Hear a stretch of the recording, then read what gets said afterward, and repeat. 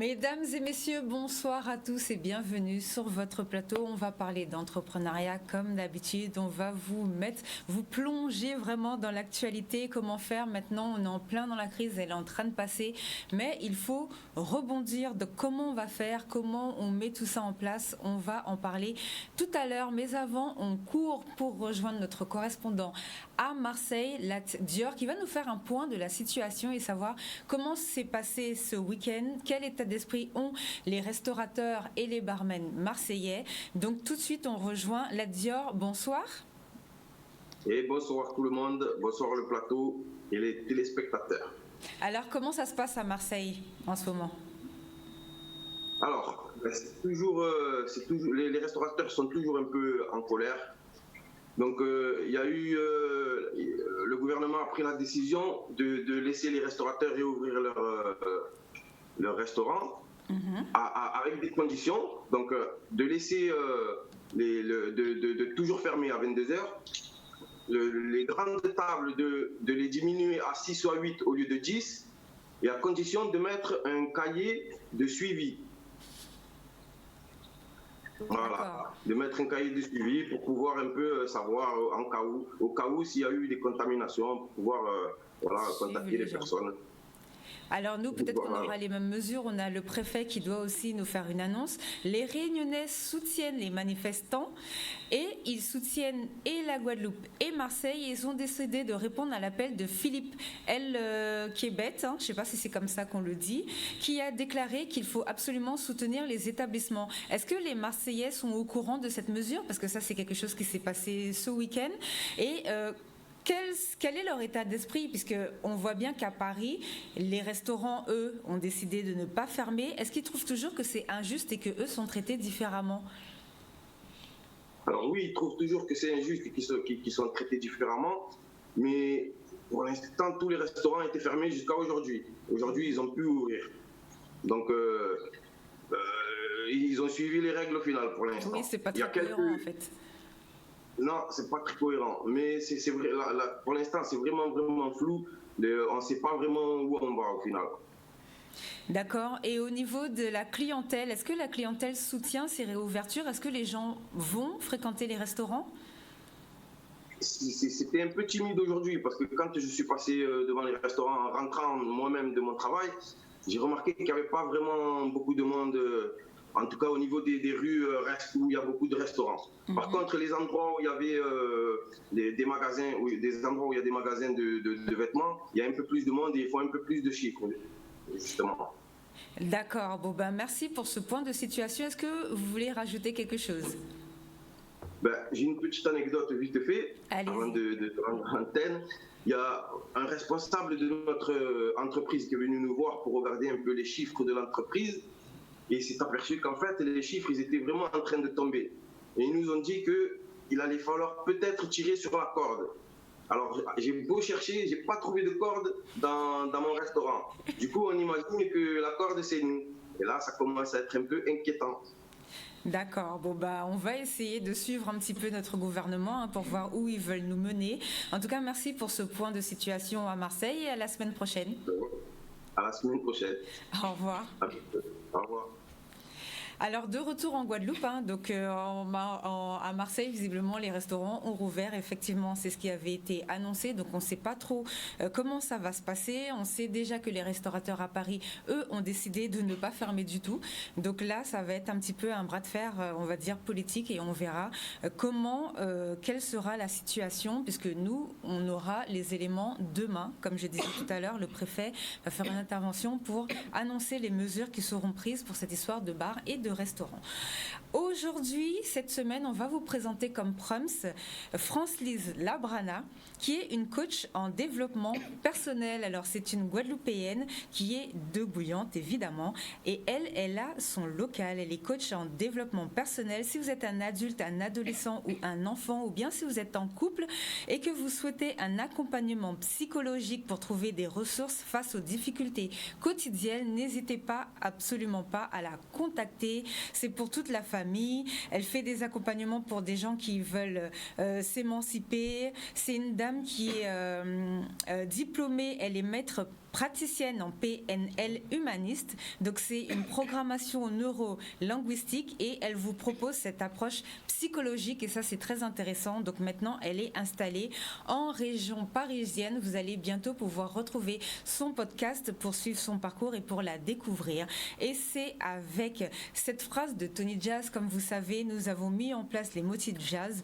Et la phrase de cette semaine, la phrase de Tony est: une erreur peut vous coûter des millions, mais une leçon apprise peut ramener des milliards. Donc une erreur peut coûter des millions, une leçon apprise peut ramener des milliards. C'est avec cette phrase que nous allons introduire notre émission en vous présentant notre plateau. Et justement, je pense que ce sont des gens qui peuvent vous rapporter aussi, alors peut-être pas des milliards maintenant, mais on va faire en sorte que ça puisse bien fonctionner. On va voir comment entreprendre malgré la crise. Alors avec nous aujourd'hui, Madame Maëlle Félix Henry. Bonjour. Bonsoir, comment est-ce que vous allez? Très bien, merci. Ça a été par rapport au Covid? C'est une période spéciale, il a fallu s'adapter et trouver les ressources nécessaires pour rebondir.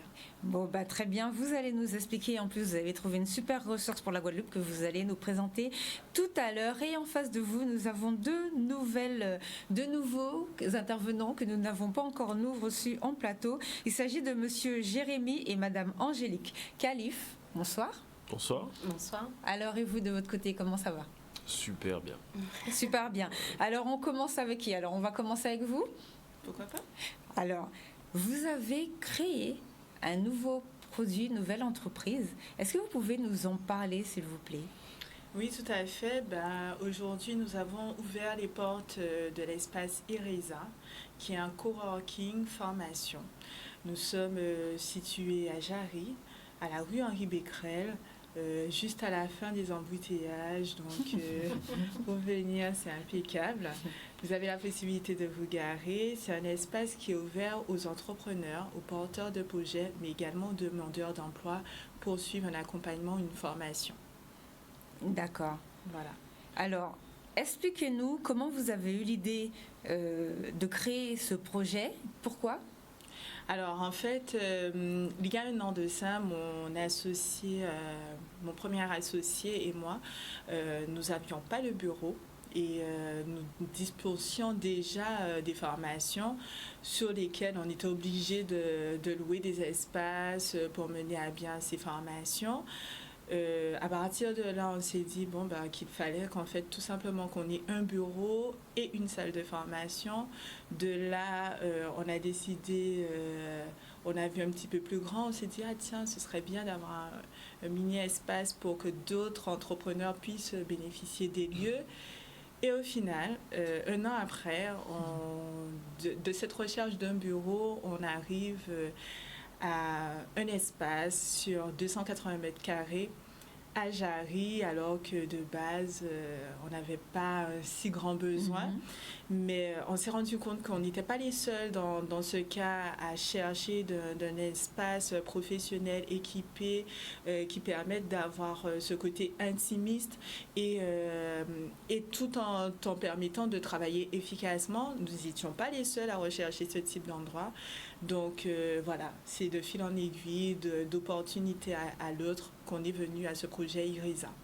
Alors, vous êtes 4 Guadeloupéens qui avaient lancé ce projet? Tout à fait. Oui. Alors, qui sont vos partenaires, si je peux dire? Mes associés, alors nous avons Loïc Plaider, qui est donc mon premier associé, mais également Yannick Borel, qui est champion olympique, champion du monde, champion toute catégorie d'escrime, et également Missier Sadik, qui est donc notre 4e associé. D'accord, donc vous mettez à disposition des acteurs économiques et sociaux un véritable pôle de compétences avec un espace coworking, comme vous disiez, salle de réunion, bureau de location, session de formation. Comment ça se passe pour vos formations ? Pour les formations, nous avons des formations qui sont à destination des entrepreneurs, mais pas que. Donc, au-delà des 3 types de formations pour les entrepreneurs, nous avons aussi conseillère relations à distance, puisque, encore une fois, on s'adapte à l'actualité. Aujourd'hui, il y a pas mal d'entreprises qui sont obligées de travailler à distance. Donc, on s'est dit que c'est également la bonne opportunité de mettre en place cette formation, donc qui s'adresse à tout type de personnes, avec ou sans diplôme, puisqu'il n'y a pas de nécessité de diplôme pour entrer dans cette formation. Et c'est une formation qui mène vers un titre professionnel. Donc, titre conseillère en relations à distance reconnu par l'État, puisque nous sommes un centre de formation agréé. C'est génial. Voilà. Et donc, qui permettent aux personnes de monter en compétences et de travailler dans plusieurs types de secteurs, puisque, effectivement, conseillère en relations à distance, c'est un poste qui peut être utilisé aussi bien dans les mutuelles, à la banque, dans les entreprises telles que dans la métallurgie où ils font beaucoup de prospection par téléphone. Donc, c'est une formation qui touche vraiment un large public, mais comme je vous l'ai dit, pas que, nous avons les formations pour les entrepreneurs, donc pour se former sur leurs finances, sur la gestion en ressources humaines et sur les actions commerciales. D'accord, alors vous nous avez envoyé une petite vidéo, on va la passer, vous allez nous parler un petit peu des 5 formations que vous avez d'ores et déjà mis en place. D'accord.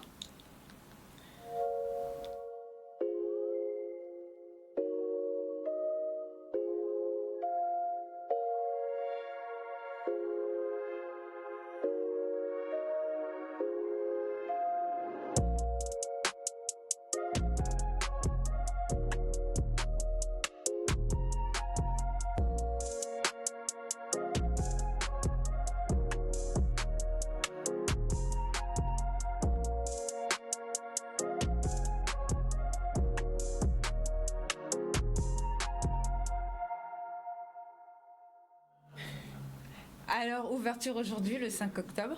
Oui, tout à fait. Alors, vous avez déjà 5 formations où on peut s'inscrire sur un site internet. Oui. Conseillère relations clientes à distance, gestionnaire financier, manager d'équipe, responsable d'action commerciale, vendeuse, conseillère en magasin. Comment ça fonctionne ?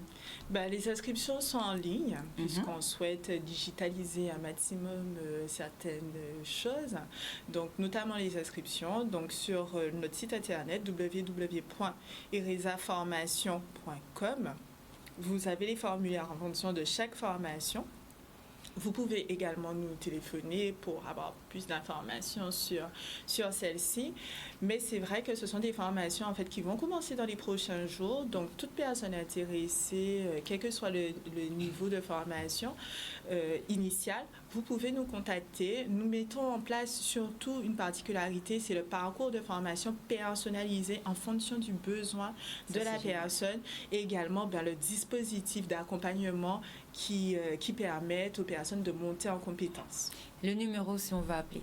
Alors, le 62 65 22. Portable ? C'est un portable, oui. Très bien. Donc, vous avez un événement en plus du 5 au 9 de cette semaine ? C'est exactement ça. Nous sommes en journée porte ouverte, donc qui permet à tout le monde de venir découvrir l'espace, de venir voir les bureaux en location. Alors, attention, il n'en reste plus qu'un. Voilà, il y en a qui sont déjà partis aujourd'hui. Les espaces, toute salle de formation est louable, donc vous pouvez également vous proposer sur ça. Et bien entendu, vous avez la possibilité de privatiser également l'espace coworking pour les événements professionnels. Bon, ça c'est génial. Alors surtout c'est un projet 100% guadeloupéen, bâti par des acteurs très au fait de la réalité de ce qui se passe en ce moment. Vous avez eu l'idée pendant la crise ou comment ça s'est passé ? Ah non.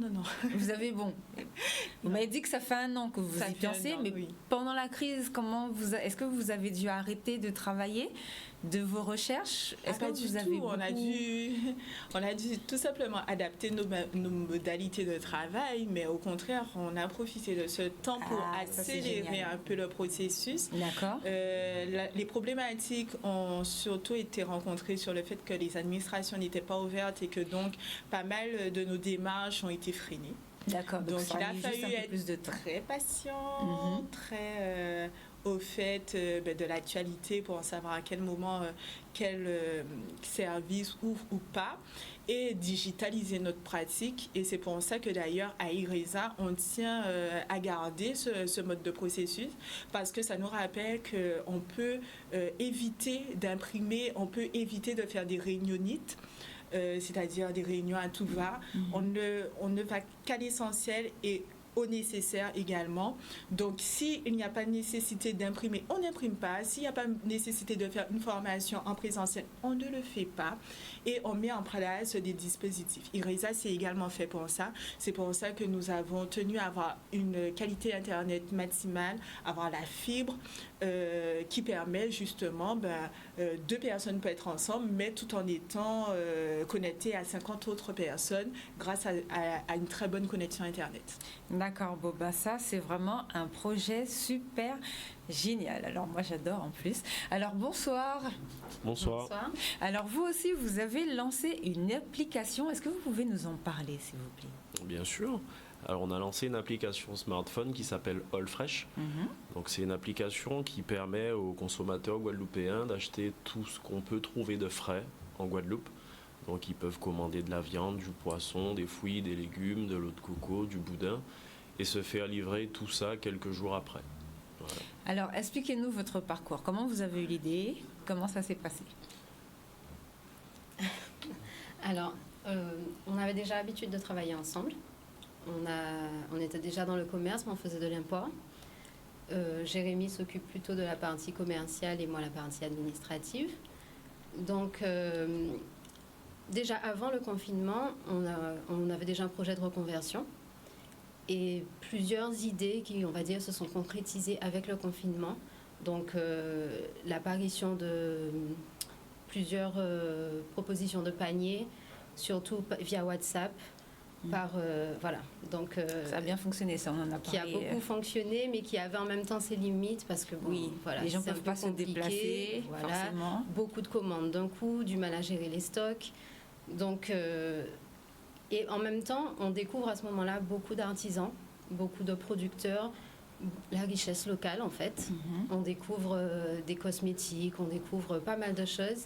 Il y a beaucoup de choses qui sont mises en avant et à ce moment-là, nous, on se dit qu'on ne peut pas risquer de tout perdre une fois qu'on aura repris nos habitudes. Donc c'est l'envie de digitaliser également et de rendre plus accessibles des produits qui, à la fois par rapport au fait de se déplacer, d'aller à plusieurs endroits, sont peut-être parfois compliqués à voir, mais aussi par rapport au planning qui sont très chargés maintenant. Donc voilà, souvent je répétais que j'aurais aimé, le rêve, ça aurait été qu'on me livre chaque semaine tous mes produits frais, mais pas que les fruits et les légumes, vraiment tout ce qu'il me faut pour cuisiner. Et si dedans on peut rajouter une huile pour les cheveux, un savon, voilà, des produits de bien-être, ça aurait été super. Et comme il aime me faire plaisir. Il l'a fait. Il l'a fait. Voilà. Alors, donc l'application, c'est un outil pour créer un lien entre les producteurs locaux et les consommateurs.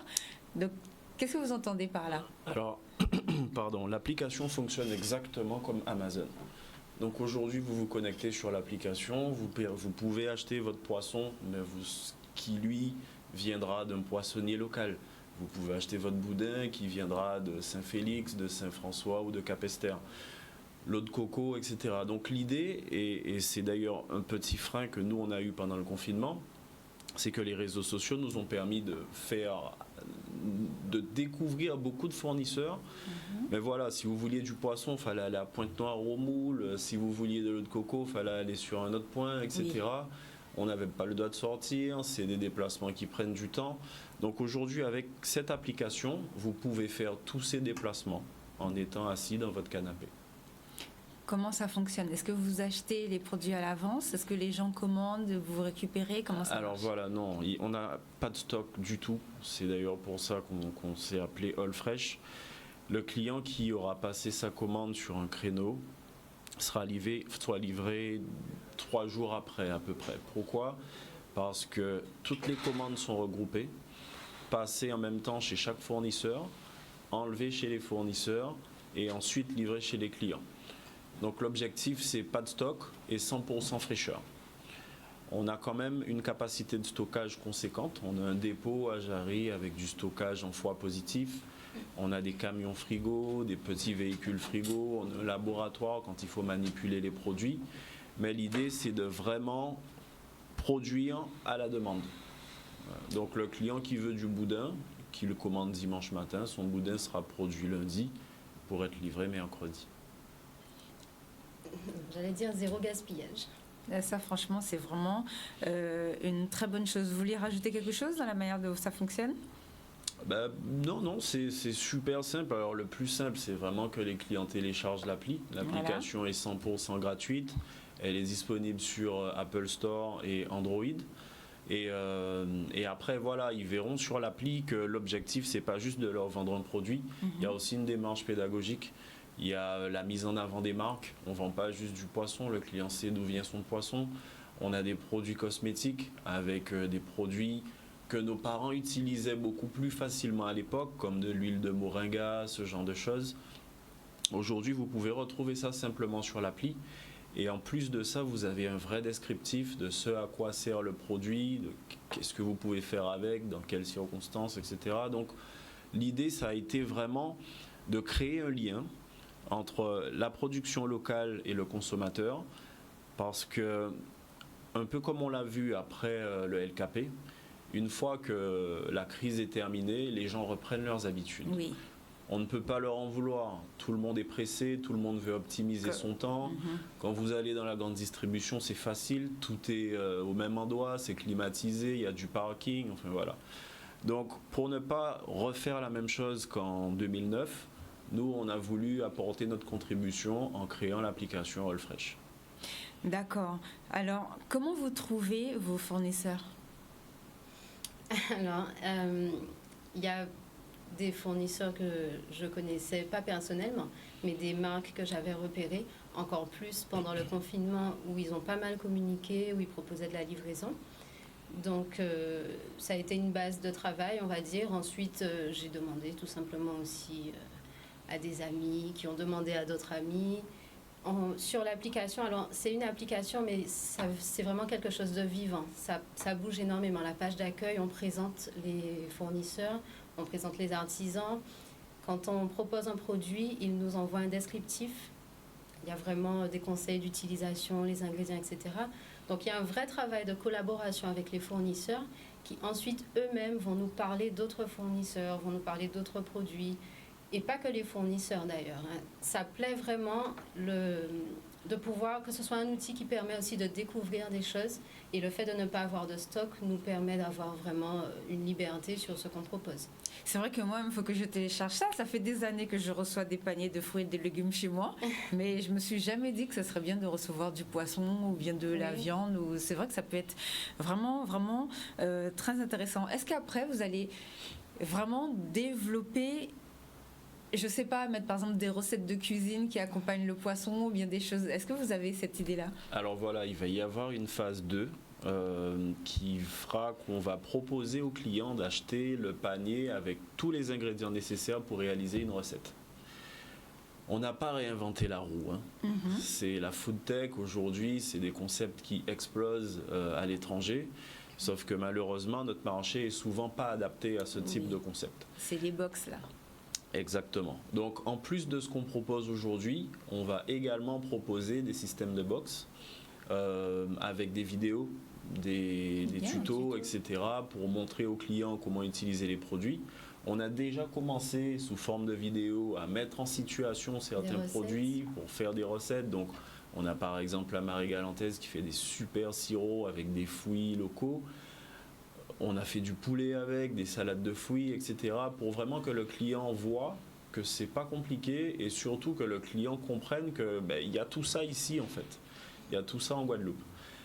Donc ça c'est la phase développement local. Ensuite on s'est rendu compte également qu'il y a énormément de demandes en France et qu'il y a beaucoup de gens là-bas qui veulent du boudin, qui veulent de la canne à sucre en bâton, qui veulent du jus de canne, enfin voilà.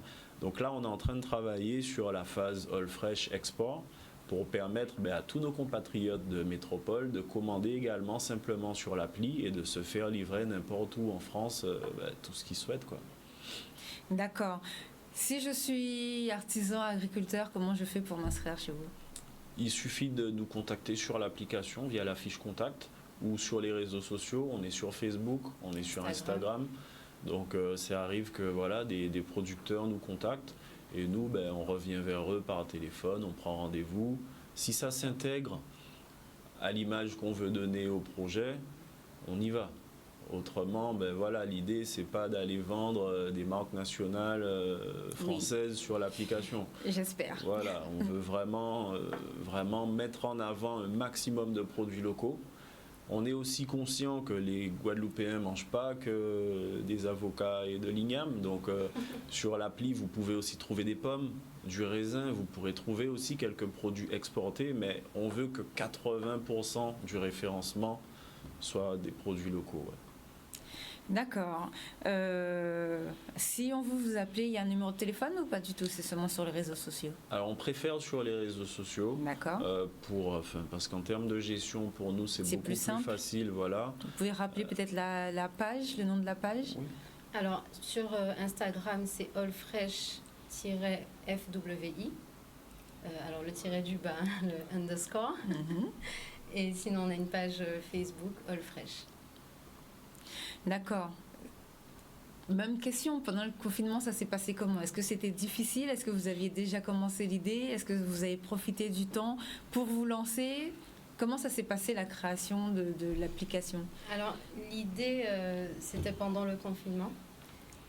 Donc, l'atout, la chance, c'est que notre développeur, on était déjà en contact avec lui sur un autre projet avant. On avait déjà commencé à voir certaines choses, comment faire une application. D'ailleurs, il n'y a pas que l'application, il y a le site internet également. D'accord. Donc, www.allfresh.shop. Donc voilà, on avait déjà commencé un travail avec le développeur qui s'est rendu très disponible. On le remercie pendant le confinement. Donc, sur cette phase-là, ça a été quand même profitable parce qu'on avait le temps, on pouvait travailler à distance. Par contre, il y a eu des freins effectivement au niveau international et national par rapport au mode de paiement, par rapport à l'hébergement du site, des choses comme ça où on s'est rendu compte qu'on n'était pas les seuls de toute façon. Ça a été engorgé ça pendant un moment? Ah oui, beaucoup.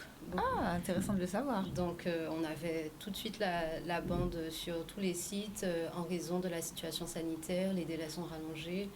Donc les délais pour tout étaient rallongés. Donc ça veut dire qu'il y a eu beaucoup de gens qui ont peut-être, ça a explosé la création de sites internet ou des choses comme ça peut-être pendant le Covid. Oui, bien sûr. Alors il y a certainement, oui, je pense, eu un élan autour de ça, mais on a aussi des grosses boîtes comme PayPal, etc., qui ont encouragé le télétravail. Donc je pense qu'à cause de ça, ils ont perdu en réactivité, ils ont supprimé le service téléphone. Donc on pouvait correspondre avec eux que par chat ou par mail. C'est vrai que ça a tout chamboulé. Ça aussi a fait que des validations qui se faisaient en général en 48 heures, là prenaient 1-2 semaines. Donc je pense que oui, il y a eu beaucoup de gens... Enfin, le confinement a poussé, un peu chamboulé les gens à travailler différemment. À se tourner vers le web, parce que c'était le seul moyen d'avoir une vitrine. Exactement, le numérique. Oui. Et oui, je pense qu'il y a eu une vraie explosion à ce niveau-là. Et en plus, en parallèle, il y a eu un ralentissement de la capacité de référencement de toutes ces boîtes. Donc oui, on a été pénalisé par ça. L'appli devait sortir plus tôt. Mais bon, après, on n'a pas la main sur tout. Donc l'idée, c'était surtout de sortir quelque chose de fini, quelque chose de beau, quelque chose de fluide. Donc on a pris le temps, quitte à sortir en retard, mais au moins on sort quelque chose de bien. D'accord. Donc entreprendre malgré la crise, est-ce que vous pensez que c'est une bonne idée, qu'il faut continuer, que ça peut justement nous aider dans notre département à entreprendre différemment et à créer de nouvelles choses? Il n'y a pas le choix. De toutes les façons, la situation sanitaire, elle est ce qu'elle est. Pour autant, on continue à vivre. Nous avons pour nécessité en tant qu'entrepreneur de trouver les ressources financières pour nourrir nos familles, tout simplement. Voilà, ça fait partie du game. Donc, on doit s'adapter. Je pense que ça a été une belle épreuve et ça l'est encore pour voir quelles sont nos réelles capacités, quelles sont nos motivations également et nos aspirations. Et je pense en tout cas pour mon équipe et pour moi-même que c'était une période bénéfique malgré tout le stress que ça a pu générer. Aujourd'hui, on s'en sort grandi. On sait aussi que le fruit de notre travail, il a encore plus de valeur en fait. Et je pense que cette situation sanitaire, en tous les cas, aura pour bénéfice de nous faire grandir en expérience. Et j'espère que dans 10 ans, on pourra dire en temps Covid. Oui, en temps Covid, c'est franchement. Comme en temps serein et qu'on en rira d'une manière ou d'une autre. Je l'espère sincèrement. Parce qu'effectivement, on doit quand même pouvoir continuer à vivre tout en faisant attention aux gestes barrières, etc. Je pense que la santé est primordiale, effectivement, et ça nous permet aussi d'en prendre conscience, de prendre conscience de la valeur de la santé et de voir un peu que en fait tout ne tourne pas qu'autour du business, il y a aussi des dimensions sociales qui vont avec et je pense qu'avec tous ces éléments on ne peut qu'en sortir grandi, j'en suis persuadée. Je suis d'accord. Bon, non, mais pour rebondir, il y a une expression qui dit « sont des odes qu'à mettre en l'ode ». Oui. Et nous, on a décidé d'aborder cette crise pas comme une fin, mais plus comme un commencement. Et ça, c'est génial. Donc, on avait déjà, comme disait ma femme, on avait déjà entamé un changement dans nos vies personnelles parce qu'il n'y a pas que le business, il y a aussi la famille, il y a aussi la santé. Donc, on était déjà en restructuration personnelle. Et nous, vraiment, quand il y a eu l'annonce du confinement, on s'est dit c'est vraiment le moment de tout changer. Et chaque jour, maintenant, c'est un nouveau jour pour nous. C'est pas qu'on a quitté quelque chose, c'est qu'on commence quelque chose de nouveau. Donc, on est content. Ouais. Alors, est-ce que vous pensez, parce que tout à l'heure, vous disiez que les gens, pendant le Covid, ils ont consommé local, que maintenant, on va dire, les vieilles habitudes reviennent. Est-ce que vous pensez quand même que les gens ont pris conscience, surtout là, avec la crise économique qui est en train de nous tomber dessus, qu'il faut vraiment qu'on achète les produits de nos productions, enfin, de nos producteurs locaux? Est-ce que vous pensez que les gens ont vraiment compris ça? Je pense que les gens en ont beaucoup plus conscience maintenant qu'avant. Sauf qu'aujourd'hui, consommer local, c'est moins facile que consommer international. On a beaucoup de producteurs locaux qui font des produits extraordinaires, sauf qu'ils n'ont pas des millions d'euros de budget à mettre dans de la publicité. Donc quand aujourd'hui vous êtes matraqué devant la télé par des pâtes ou de la purée de je sais pas où en Bretagne, vous n'allez pas penser à acheter de la farine de fouille à pain pour faire à manger chez vous. C'est ça, en fait, un peu le problème qu'on a actuellement, c'est que beaucoup de nos produits locaux ne font pas partie intégrante de nos habitudes de consommation. Donc, nous, on s'est dit qu'en offrant un moyen simple de les acheter, on va pouvoir permettre aux Guadeloupéens de les intégrer beaucoup plus simplement à leurs habitudes de consommation. Et ensuite, dans la phase recette qui viendra après, là, les gens verront vraiment comment les utiliser pour ceux qui ne savent pas. Franchement, téléchargez cette application. On va remettre juste le visuel pour que vous puissiez le voir. Allez, courez, téléchargez ça parce que c'est vraiment, vraiment trop important. Surtout là, on a besoin que les gens consomment local. On a vu que les restaurants sont fermés. La semaine dernière, on recevait encore Gabriel Foy, donc le président de la Chambre des métiers, qui nous expliquait, il vous a bien détaillé la situation. C'est-à-dire qu'un restaurant qui ferme, c'est le poissonnier qui ne travaille pas, le marin-pêcheur ne travaille pas, le boucher ne travaille pas, le grand-père qui vit de son élevage ne travaille pas, plus personne ne travaille. Ça veut dire que l'air de rien, même l'artisanat classique et simple, ça ne fonctionne pas. Là, on n'a pas de touristes, donc les femmes, par exemple, qui font les bijoux, on ne va pas acheter, nous, tous les jours, des bijoux différents. Donc c'est vrai qu'il faut vraiment consommer local. Justement, vous allez commencer, vous faites, pour l'instant, c'est All Fresh. Est-ce que vous allez peut-être faire évoluer l'application après vers une grande plateforme où vous allez prendre plus d'artisans, quels que soient les produits, même si ce ne sont pas des produits de consommation alimentaire? Alors, on est fermé à rien. D'accord. On a commencé par le plus compliqué. Oui. Gérer le frais, c'est le plus dur. J'imagine. Qui peut le plus, peut le moins. Voilà. L'idée surtout, c'est un peu comme vous disiez, consommer local, mais on veut vraiment le faire dans les deux sens. Donc, le consommateur qui achète sur notre application paye sa commande avant d'être livré. Ça nous permet, nous, de payer nos fournisseurs directement. Oui. Et parce qu'on a vu avec la crise, les gens qui ne sont pas payés tout de suite, ça a été une catastrophe. Exactement. Donc, on travaille sur du circuit court, gagnant-gagnant. Donc, nos fournisseurs ne nous font pas de tarifs ultra compétitifs. Oui. C'est pas ce qu'on leur demande. On leur demande de nous faire des prix normaux. La seule chose qu'on souhaite, c'est que le consommateur, quand il vient acheter sur l'appli, s'il a l'habitude de payer son produit 5 €, qu'il le retrouve à 5 € sur l'appli. Quitte à nous faire une moins grosse marge, ça ne nous dérange pas. Mais ce qu'on voulait vraiment, c'est que tous les artisans, tous les fournisseurs soient payés à la semaine pour qu'eux aient également un roulement de trésor pour pouvoir tenir, parce que je pense que pour beaucoup de sociétés aujourd'hui, c'est là que le bas blesse, quoi. C'est le nerf de la guerre. Vous allez partout, la Désirade? Alors, on peut mettre une commande sur le bateau à Saint-François pour qu'ils partent à la Désirade avec. On est en train d'étudier le fait de mettre des colis sur la barge pour livrer Marie-Galante ou encore les Saintes. Donc, si on a de la demande demain, on trouvera des moyens de mettre à disposition la marchandise pour les clients, il n'y a pas de problème. Donc, vice-versa, les gens de Marie-Galante, de la Désirade pourront vendre sur votre plateforme? Oui. Voilà, on veut vendre du poulet, des œufs ou d'autres produits de Marie-Galante. Là, on va rajouter cette semaine des tourments d'amour et des galettes, des crêpes de poisson, des Saintes. Donc l'idée, voilà, c'est vraiment de votre canapé. Moi, j'adore l'eau de coco, par exemple. Sauf que j'ai jamais la force de m'arrêter sur le bord de la route, pour aller en acheter une bouteille d'eau, j'ai pas la pointe en espèces, etc. Les marchés, les trois quarts sont fermés encore, donc c'est compliqué. Donc là, avec l'appli, je peux avoir de l'eau de coco, je peux avoir du boudin, je peux avoir bientôt des tourments d'amour. Et au tarif habituel en plus, c'est ce qui est intéressant. On paye normalement, ouais. Alors, quand est-ce que vous faites une réunion chez Irizad pour pouvoir communiquer sur votre produit, surtout que vous connaissez beaucoup?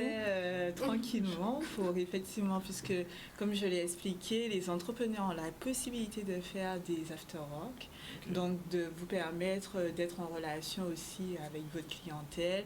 Ça peut être l'occasion d'inviter quelques artisans et de les rencontrer dans un seul lieu qui est convivial, qui est espacé et qui permet de maintenir la distanciation nécessaire.